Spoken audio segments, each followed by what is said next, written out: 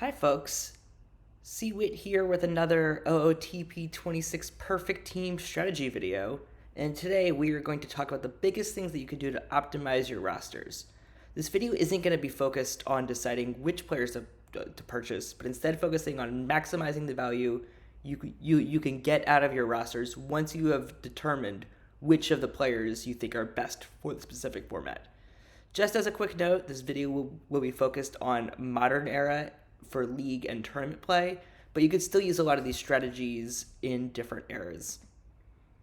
The first and most important tip that I have to get the most value out of roster building is to make sure as many players as possible that you have on your roster have a role in your lineups.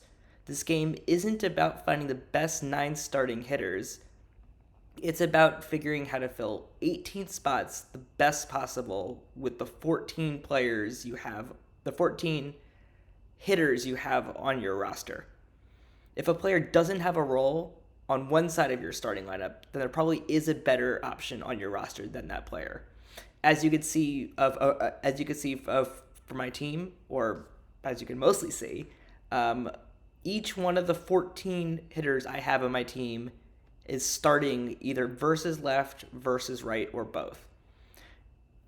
In real life baseball, there are personalities and some players that are also far better than others due to either roster or salary over strengths. But in Perfect Team, you have stars up and down your lineup, and thus pure backups are rarely necessary. You can think of platooning as building your own superstar. If you have a huge basher, that crushes righties but is mediocre versus lefties, and then you have someone else, that is super strong versus lefties, but very weak about righties. Why would you ever want those guys to play against their weaker side? You may as well platoon them and have try and maximize as many of those plate appearances as possible. You're really making each plate appearance really matter instead of having some kind of weaker plate appearances when you have, let's say, an Andrew McCutcheon playing versus right, or a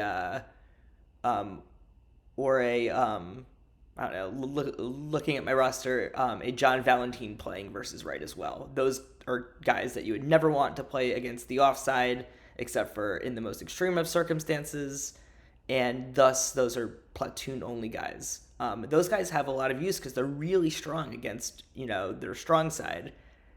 However, you just want to make sure that you have a good complement to them in your lineup. Obviously, you can't platoon every spot in modern environments, but trying to figure out how to optimize your 18 lineup spots is, I think, the biggest thing that you could do to make your teams better. The second thing to look out for is making sure your depth chart is reasonable. The biggest thing that I often see with folks is having one guy back up multiple spots, sometimes even 2 or 3 spots in the middle infield, without having any secondary backups there. We've talked about hitter stamina, and building a good depth chart is a way to make sure that your players don't fall further down the stamina than you want to, because like looking at my lineup, if Jackie Robinson happens to be, if Jose Valentin and Honus Wagner happen to be tired, and Jackie Robinson still needs to play first, there can be issues there. So just trying to make sure that that your depth charts have enough backups and there's coverage over the field, just so your players don't get too tired. This might be trying to fit in maybe a slightly worse player, just to get some better coverage. But ideally, you want to plan your team around having coverage all over the field. The third thing I'm going to talk about today is paying attention to base running and stealing sliders. I know a lot of people talk about, what do you do with sliders? How do I optimize sliders? I don't think I'm definitely not a slider expert, and I'm not. I think a lot of sliders have pros and cons to them, but I think the base running and stealing sliders are things that you both can have the most control over and can see the impact of. Every so often, you should check your player's base running stats. As you can see there, the WSB, which are bases from stolen runs from stolen bases, and UBR, which are runs solely from base running, added up into a full base running value column. Just as a heads up, the UBR is not kept from year to year, so you'll want to look at that in each specific year and adjust from there. If a player is hurting you, it's probably worth adjusting the levels down. However, you can be penalized for being too conservative in base running, so I'd rarely turn that base running slider all the way down. Stealing's a little bit easier to monitor. While stealing is a little bit easier in PD26, there's definitely a point where you want to make sure your players just don't start running at all.